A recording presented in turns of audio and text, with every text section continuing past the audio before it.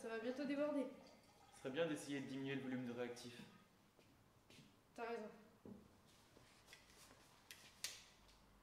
Allez, viens, David.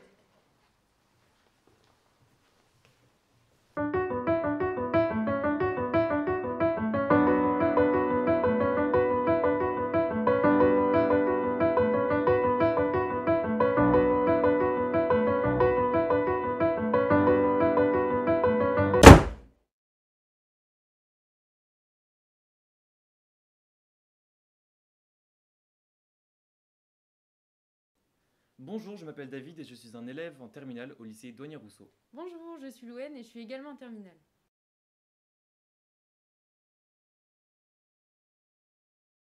Nous travaillons depuis plus de 2 ans sur le projet Peut-on faire de la chimie avec une petite goutte? Notre objectif est de reproduire une expérience classique du lycée, mais dans une goutte d'un volume d'1 microlitre seulement.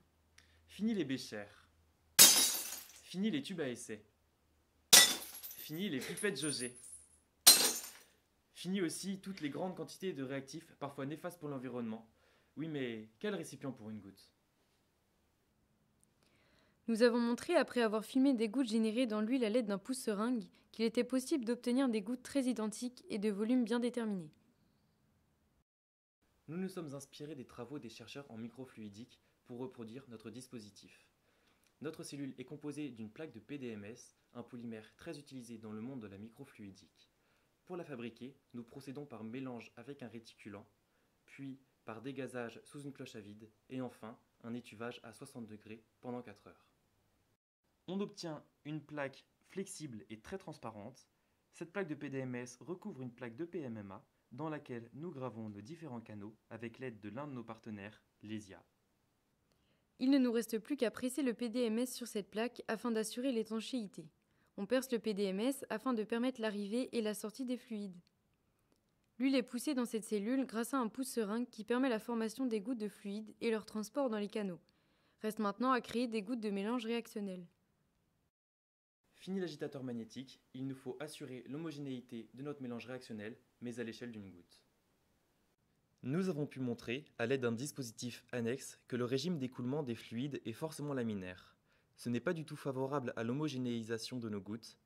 En s'intéressant de nouveau aux travaux de chercheurs en microfluidique, nous avons adopté dans notre cellule des canaux en forme de coude, géométrie qui permet malgré le régime laminaire une bonne homogénéisation de nos gouttes. Après avoir essayé pendant plus de 6 mois de mettre au point une cellule conductémétrique à l'échelle d'une goutte, nous avons dû renoncer. Nous avons longuement travaillé sur la mise au point d'un colorimètre à gouttes pour remplacer les colorimètres habituels du lycée. Nos gouttes sont éclairées par un laser rouge et une image de nos gouttes se forme à travers un objectif photographique sur une photodiode. Le signal électrique qui en résulte est amplifié puis visualisé. L'analyse des courbes nous permet d'en déduire l'absorbance des gouttes colorées. Nous sommes donc prêts pour une première expérience, l'étude de l'évolution dans le temps de la décomposition du bleu de méthylène par l'acide ascorbique. Mais encore une fois, ce n'est pas aussi simple qu'il n'y paraît. Faut-il multiplier les dispositifs d'analyse ou bien se limiter à un seul? Après réflexion, nous avons opté pour la deuxième solution. Nous avons décidé de faire osciller un train de gouttes devant notre capteur afin de déterminer au cours du temps sa composition chimique. Avec l'aide de nos partenaires, le Laboratoire de l'avenir de Bordeaux et la société Fluidgent, nous mettons progressivement le dispositif de nos rêves correspondant à cette simulation.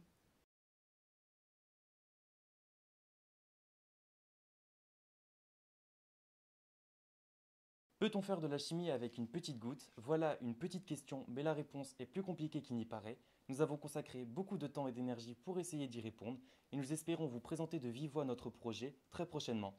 À bientôt!